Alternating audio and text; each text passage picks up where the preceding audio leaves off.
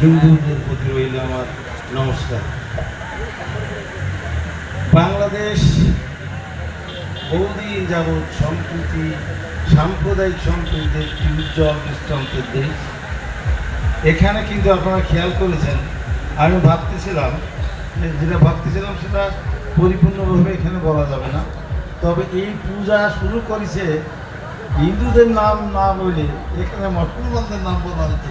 তার মানে মুসলমানরা যেহেতু এখানে ধর্মীয় দিক থেকে সংখ্যা গরিষ্ঠ, সে কারণেই তারা কিন্তু এদের যারা এখানে সংখ্যালঘু সম্প্রদায় হিন্দু সম্প্রদায় পূজা পার্বণে তারা যে সহযোগিতা করেছেন, আজকে কিন্তু সভাপতি সাহেব তাদের নামটি বলতে এখানে বাধ্য হচ্ছে। তার মানে আমাদের দেশটি একটি সুন্দর দেশ। এদেশে হিন্দু মুসলমান বৌদ্ধ খ্রিস্টান বহুদিন যাবৎ পরস্পর আমরা জন্মান্তরে আমরা এখানে বসবাস করছি।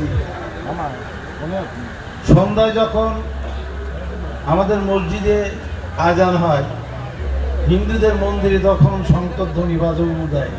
এই নিয়ে কিন্তু কোনোদিন মামলা মোকদ্দমা হয়নি বা গোলমালও হয়নি।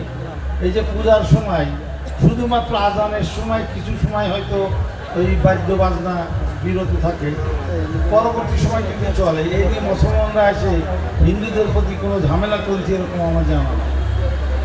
তাই সেই হিসেবে আমাদের যে 5ই আগস্টের পরে আপনারা যারা পূজা পার্বণের সাথে বিশেষ করে গত দুর্গা পূজা গেছে একটা, আর একটা এই যে কয়েকদিন আগে গেল, এই পূজাগুলোতে আপনারা দেখেছেন যারা এখানে বিশেষ করে হিন্দু সম্প্রদায়ের ভাই বোনেরা বা নেতৃবৃন্দ আছেন, যে এই পূজায় যাতে কোনো প্রকার কোনো বিশৃঙ্খল পরিবেশ সৃষ্টি করতে না পারে দুর্বৃত্তরা, সে কারণে আমাদের নেতা জনাব তারেক রহমান সাহেব আমাদের খুলনা বিভাগে আমাদের নেতৃবৃন্দদেরকে নিয়ে মিটিং করেছেন এবং পরবর্তীকালে জুম মিটিংয়ের মাধ্যমে সারা দেশের সকল 64 জেলার নেতৃবৃন্দকে নিয়ে তিনি জুম মিটিংয়ের মাধ্যমে যাতে এই পূজা অনুষ্ঠানটি সুন্দর এবং সার্থকভাবে হয় বিএনপি নেতৃবৃন্দকে নির্দেশ দিয়েছেন। এবং আমি আমার জানা মতে মাগুরা জেলার, আমি মাগুরার কথাই বলবো, প্রত্যেকটি পূজা মন্দিরে আমাদের নেতাকর্মীরা অতন্দ্র প্রহরীর মতো পাহারা দিয়ে পূজা যাতে উৎসবমুখর পরিবেশে আপনারা করতে পারেন সেইটি নিশ্চিত করেছেন।